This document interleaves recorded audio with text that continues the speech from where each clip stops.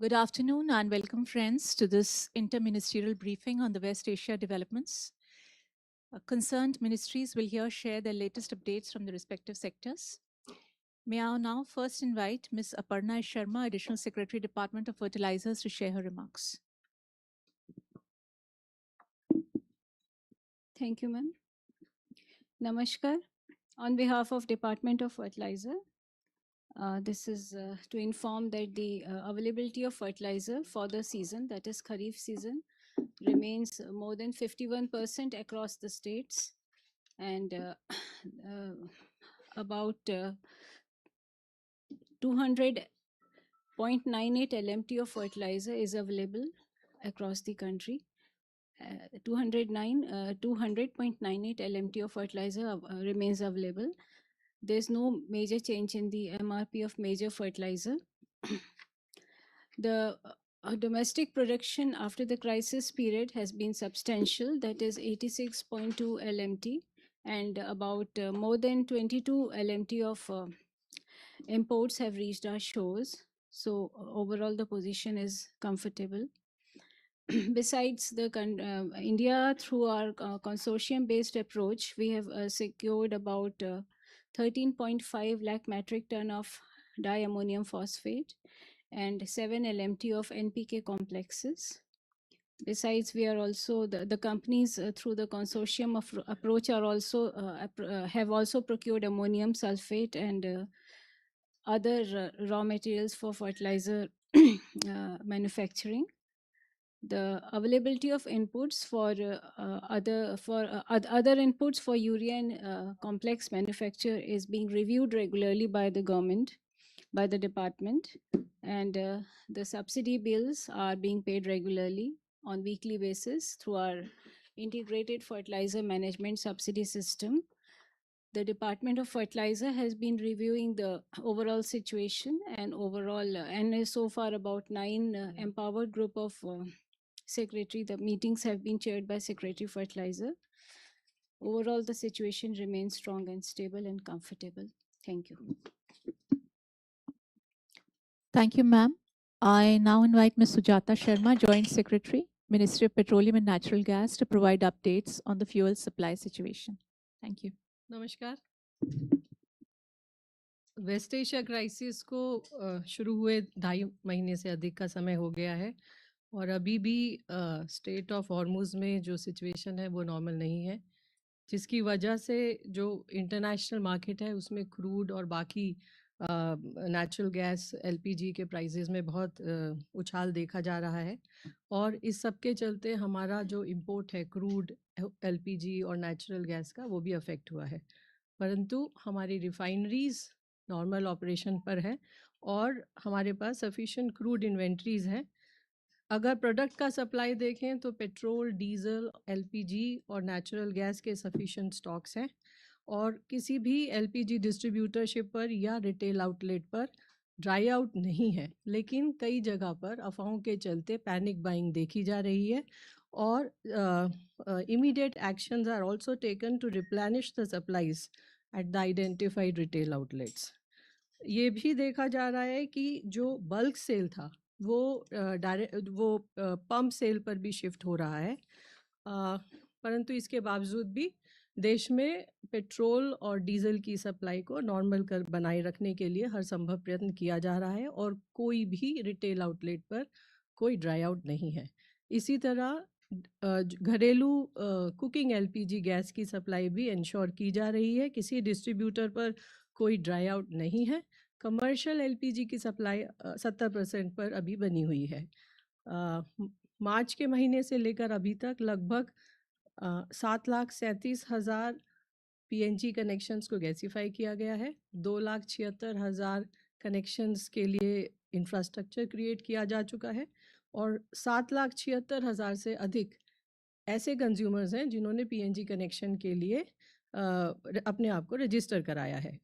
इसके अलावा कल तक 58,000 से अधिक ऐसे पीएनजी कंज्यूमर्स हैं जिन्होंने अपने एलपीजी कनेक्शन को सरेंडर किया है। पिछले 4 दिन में लगभग 1,72,000 एलपीजी घरेलू कुकिंग सिलेंडर्स की डिलीवरी की गई है। जबकि जो बुकिंग है, बुकिंग इन 4 दिनों में लगभग 1.69 करोड़ थी। 1,72 lakh LPG cylinders have been delivered against the booking of 1.69 crore request.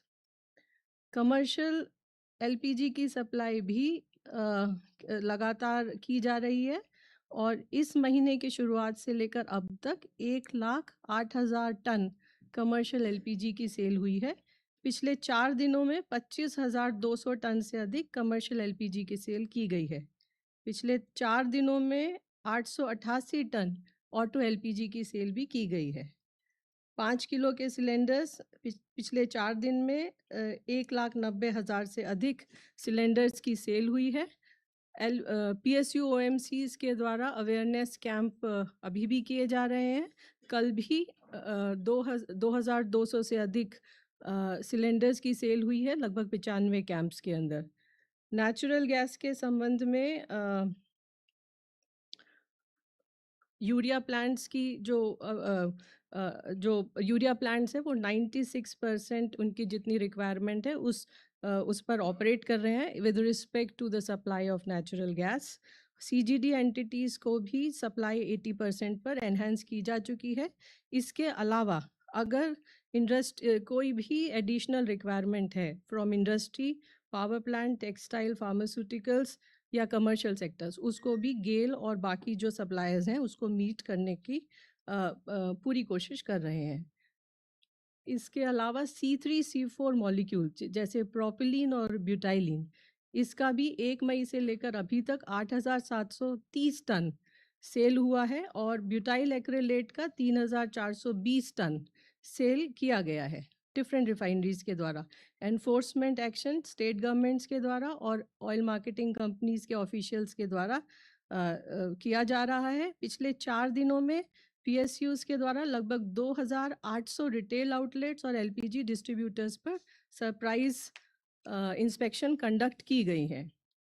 अंत में मैं सभी लोगों से ये अपील करना चाहूँगी कि जो पैनिक बाइंग जगह जगह पर हो रही है उनसे बचें। आवश्यकता के अनुसार जो ईंधन है वो क्रय करें। सरकार पेट्रोल, डीजल और LPG की उपलब्धता और डिलीवरी सुनिश्चित कराने के लिए हर संभव प्रयत्न कर रही है और हमें अपने दैनिक उपयोग में ऊर्जा को बचाने के लिए हर संभव प्रयत्न करना चाहिए। नागरिकों से यह भी अनुरोध है कि वे PNG, इंडक्शन और इलेक्ट्रिक कुक स्टॉव जैसे वैकल्पिक ईंधनों का भी प्रयोग करें। धन्यवाद। Thank you. I next invite Shri Mukesh Mangal, Additional Secretary, Ministry of Port, Shipping and Waterways, to give updates on the maritime and shipping related issues. Thank you, ma'am. Good afternoon. As briefed in the last media interaction on 14th May, the Marshall Island flagged LPG carrier Simi that was carrying 19,965 metric ton of LPG cargo for India with 21 foreign crew members on board, berthed at Kandla on 16th of May late night and completed its discharge of the entire cargo.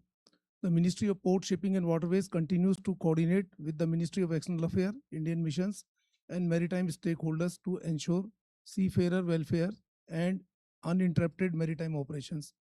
All Indian seafarers in the regions are safe and no incident involving Indian flagged vessels or foreign flagged vessels with Indian crew has been reported in past 96 hours. As regard the control room updates, it has handled till date 9,702 calls and more than 21,000 emails. In past 96 hours, around 436 calls and 996 emails have been received from seafarers, their families and maritime stakeholders.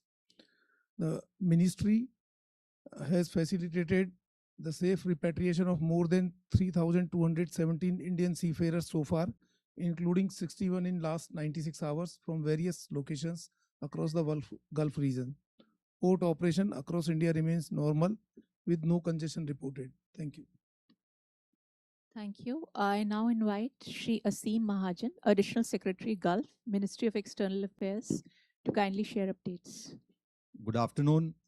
Ministry of External Affairs continues to closely monitor the developments in the Gulf and West Asia region.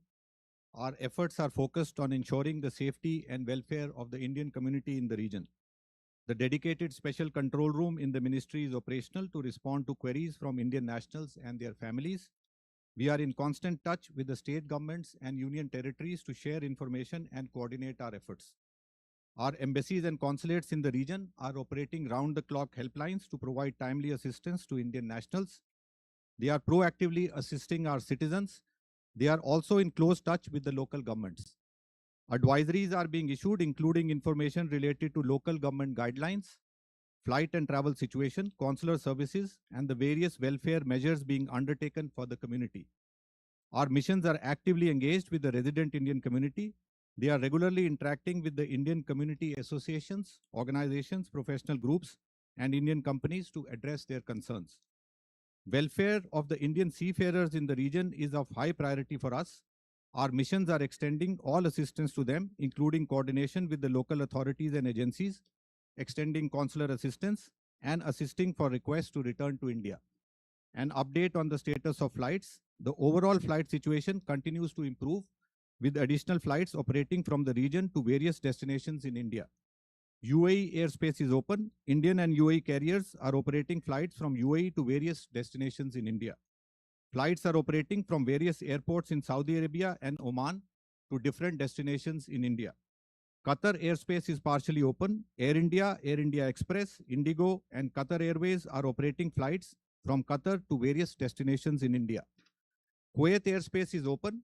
Jazeera Airways and Kuwait Airways are operating flights from Kuwait to India.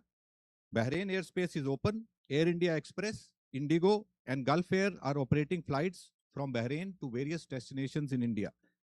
Iraq airspace is open with limited flight operations to destinations in the region, which can be used for onward travel to India.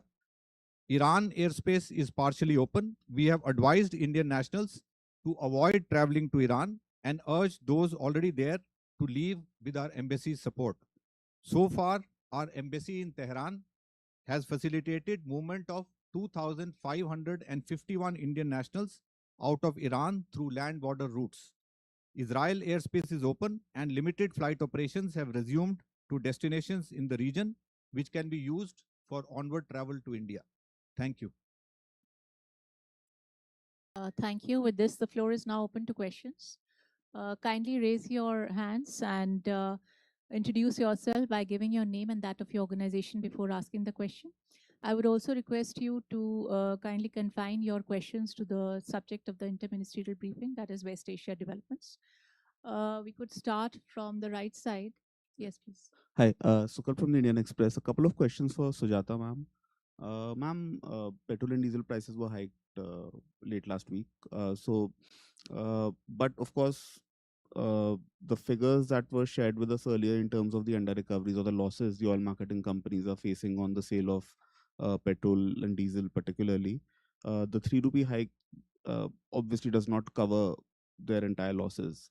So there is now speculation or indications that there might be successive hikes going forward in a calibrated manner. So just wanted to get your views on it in terms of what is in the plans, if these hikes are going to be affected, by when are they going to be implemented. The other question is that over the weekend the American waiver on Russian oil imports was allowed to lapse. It hasn't been renewed as of yet. Although the last time around they said that they won't renew it, but 2 days later they renewed it. So as far as the government is concerned, are you in talks with the Americans, and is it something that is on the cards? Yep, thank you.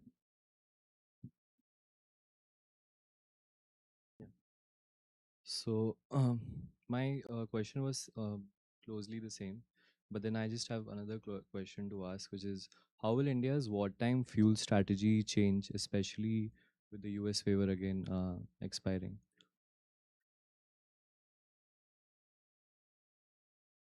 Hi, Sapna Das from CNBC. So just in addition to what Sakalp has been asking, on the other side, the flip side of the coin is that the inflation numbers are up, and they're expected to go up further. so inflation. So there is a cost push also that's coming into the economy. So it's a tough call for the government, but how are you planning to balance? Because future hikes cannot be ruled out given the losses. At the same time, no, ma'am. I mean, these are concerns that I'm sure that MOPNG will also be aware about. I mean, broadly, just want to understand the perspective and how do we chart the road forward over the next 2 to 3 months if the SOH doesn't open. Thank you, ma'am. Shailesh हूँ मैं ANI से। अभी 3 और petrol और diesel पे 3-3 रुपए की बढ़ोतरी हुई है। तो अभी पेट्रोल और डीजल 1 लीटर पे कितने का नुकसान हो रहा है ओएमसीज को? My question is for Sujata ma'am. What's the status of Naira shutdown and Reliance? Is Naira back and has Reliance, has it gone for a maintenance shutdown? Ma'am, my question is, with the dry out, the day the petrol prices was revised, so Nasik had a dry out for 2 days. So maybe the petrol oil companies, they knew that the hike is coming in, so they were not giving in the. You can check on that, Nasik. And secondly, jo dhabe wale hain, they had a tandoor. So the tandoor was operating through coal. Over the years, they shifted to the gas. Now, if they're using a commercial gas cylinder, so most of the dhabas, the restaurants have closed down. So are you not going to allow them to use coal? And what's the situation on kerosene? How much of kerosene has been sold since you had allowed that? I'm Amya Kumar from Telegraph newspaper. It is question from Sujata ma'am or Asim sir, anyone can give, and this is not here. Will Indian government speak to US for waiver on Russian oil, as this has been not extended? Thank you. I'm Anil Handa from Loktantra Kishan. Sujata ma'am, आपके लिए since the coal gasification is happening, so there will be 2 or 3 industrial products out of that, and ethanol will be one of them. So does the government have a plan to extract that ethanol and use it in the petrol? And with the coal gasification, the fertilizer manufacturing would also take a help with the SNG which is going to come. So does the government have any plans to roll out these byproducts or whatever way which the production is going to work in? And I have got a question on brakes, if I can ask. The chair, there was no closing remark. Yeah. On the brakes. Okay.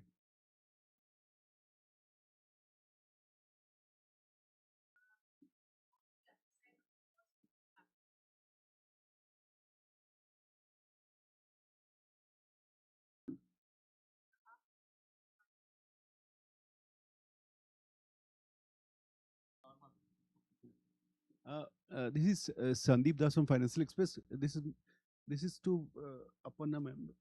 You said that 51% stocks are there as per the requirement of the Kharif crop, but the sowing will start with the onset of monsoon in the southern part of India.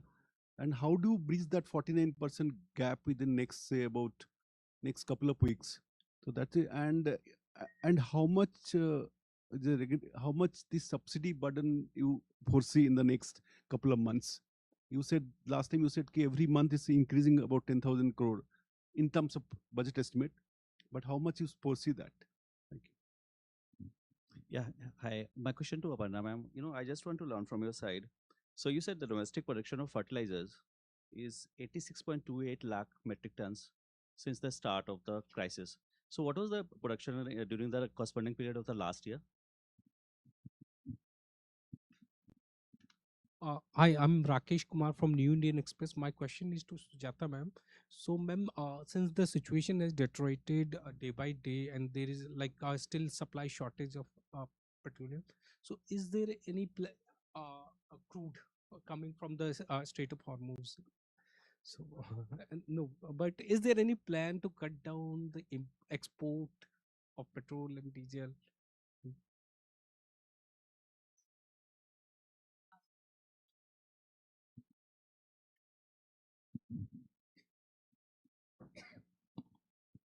Good afternoon, ma'am. Saptaparna Ghosh from The Hindu. Question to Sujata ma'am again. I mean, the last time around, we spoke about an austerity measure. I mean, a bailout package or potentially an alteration in excise duty for retail fuels. You said that there was no proposal under consideration back then, but since the pressure has fizzled out a bit with the price increase the last Friday, so has it something that has emerged on the table now, a potential proposal on that front?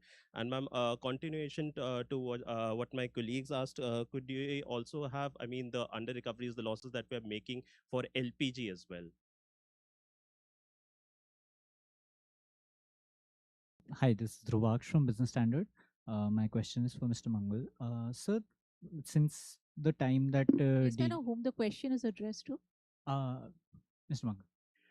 Sir, since the last time that DG Shipping had issued an advisory on transparency in shipping prices for shipping lines, there have been two major variables that have changed since that time. One is that bunkering rates have softened a bit over the last month. And second is that you have also announced the Bharat Maritime Insurance Pool, which is now active and has already had its first 3 policies. And I'm assuming more are in the line. If you could give more details on what is the status of shipping lines using the Bharat Maritime Insurance Pool. And secondly, in the view of these two factors, given that DG Shipping and MOPSW has been reviewing transit prices for on an everyday basis right now, has there been a reduction in logistics costs? Has there been a reduction in shipping prices for shipping costs for exporters, importers? Any more questions? I would now request the officers. First, I think I would, because most of the questions are addressed to you. Ms. Sujata Sharma, if you could please take the question. Bailout package for OMC is still not on table. That is one. Second, I mean, under recovery is still there. Losses are still there on the OMCs, and now also it will be in the range of maybe 750 crores per day.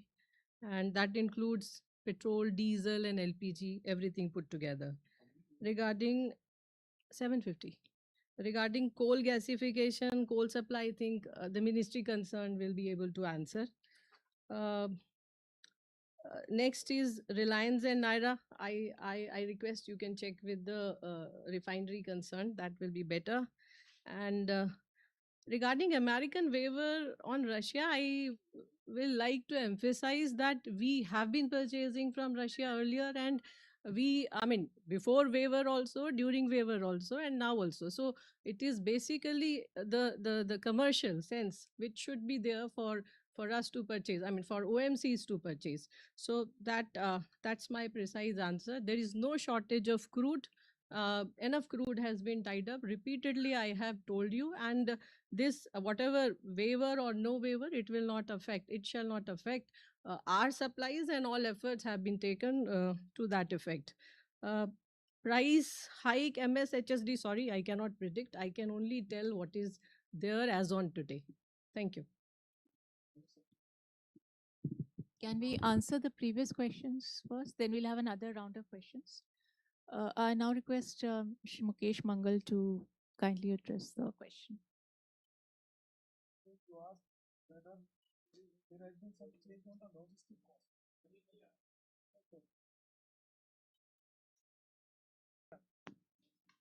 So we have some data like pre-war LPG, freight rate. LPG, it was around $94 US dollar per metric ton pre-war, and it was around 207 US dollar per metric ton as on 15th of May. So that is the case of LPG. Then around VLCC, that is crude, is around earlier it was 14 US dollar per metric ton, and on 15th of May it was around 28.64 US dollar per metric ton. And as regard the container, which is very important, for us, because we are exporting a lot of material to Middle East. So it was around 203 US dollar per container, and which is now $2,000 per container. So that's the comparison. And as regard to advisory, that is still relevant. And as regard to insurance, how many companies have taken that data right now, I don't have. And maybe Department of Financial Service will be better place to give this data. Thank you. Thank you. I request Ms. Aparna Sharma to respond to the queries. Thank you, ma'am. The questions which were asked were regarding the present availability, that is 51%, and how we are going to make up for the balance of Kharif. So as I've already informed earlier, that for Kharif 2026, the Department of Agriculture and Farmers Welfare has given us a requirement of about 390 lakh metric ton. So against this, a stock of 200.98 lakh metric ton is already available. That is about 51%. Besides that, the domestic production has been there of about 108 lakh metric ton, and the domestic production will continue at the same pace. We hope, because urea, we have sufficient gas availability through the with the efforts of MOPNG. That is, they have been supplying gas to the urea units. There is an average of 80,000 metric ton of production per day, and already the imports are as per schedule. And we have, as already informed earlier, we have been diversifying our resource base with countries other than those in the Strait of Hormuz, and we have already tied up a substantial quantity of DAP and NPKs and urea as well with such countries. Regarding the domestic production, which was there last year, it was about 93 lakh metric ton, against which in this year the domestic production has been about 86 lakh metric tons. So there's a shortfall of a small shortfall, which we hope to cover in the coming months. Thank you. Thank you. We could have the second round. Yes.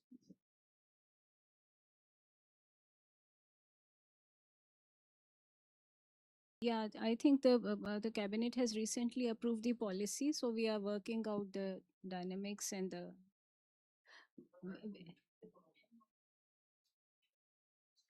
So we'll go with our technical counterparts. We are working out the whatever technology is there for the coal gasification.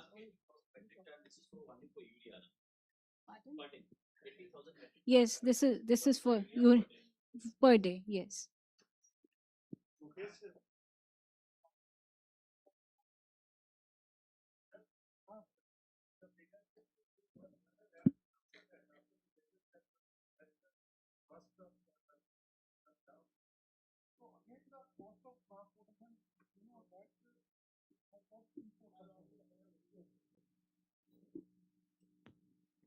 Suppose one exporter is there in Delhi. So cost of transportation constitute many components, like how much this here depot will charge, then railway transportation from Delhi to port, then port charges, and then shipping line charges, and then again same reverse path will follow there. So the problem is that not only the shipping charges are there, they are on higher side, but the main problem is with regard to the container handling at that side, because it is getting on the port which are eastern side of the strait.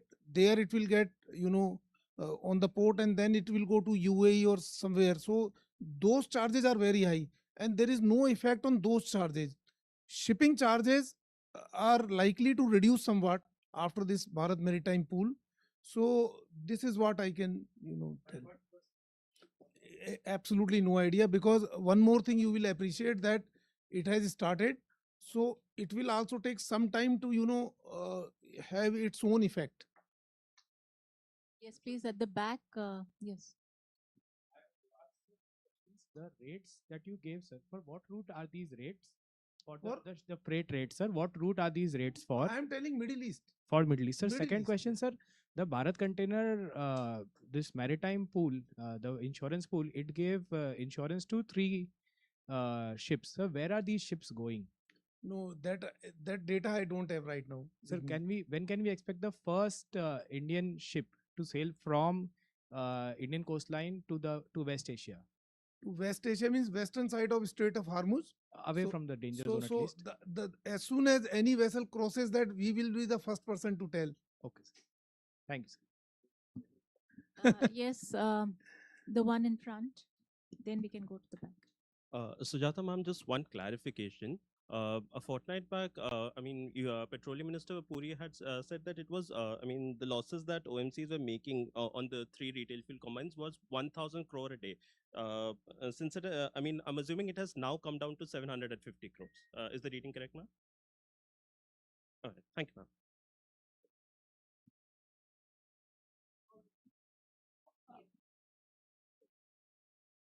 So just to follow up on the question, appreciate the numbers that you gave on the freight. Just wanted to understand the comparison that you gave was pre-war and now. Could we have some sort of data on what these rates were on, let's say, April 15 to May 15? Would be a better comparison, because that is when you started enforcing those policies and the maritime pool also came. Could we have a comparison between May 15 and April 15th? Again, okay, I can, come up with that, not right now, but that is not going to affect much, because the problem is that, as I told, that it has got 4 major components, like port charges. Here we have, not increased the port charges, then logistic charges within India, then shipping line charges, and then logistic charges that side. So the majority of the component which is affecting is the charges which are being, charged from their port to, hinterland connectivity. So those are the major issues, and those issues are remains as it is. There is no, respite in that. So I don't know whether it will help or not, but maybe if possible next time I'll come up with that. Sure. Specifically on the shipping line charges, from port to port. Port to port. Yes, please. One of the products which is coming out of gasification. So at present, the ethanol blending is through the ethanol which is being produced from the agri products. So does the government have an alternate plan, or do you propose to use either of those effectively? We have sufficient ethanol. There is no shortage. No, it's not the question of shortage. The present So ethanol. the gasification से plant लगेगा, ethanol बनेगा, then we can take a call on that, would be an based industrial on one. our requirement. Ma'am, but that would be an industrial one, and this is a agricultural output ethanol. So right now I am not in the position to give this answer. Okay. Thank you. So I think with that we come to the end of the briefing. Thank you so much. Thank you all for coming.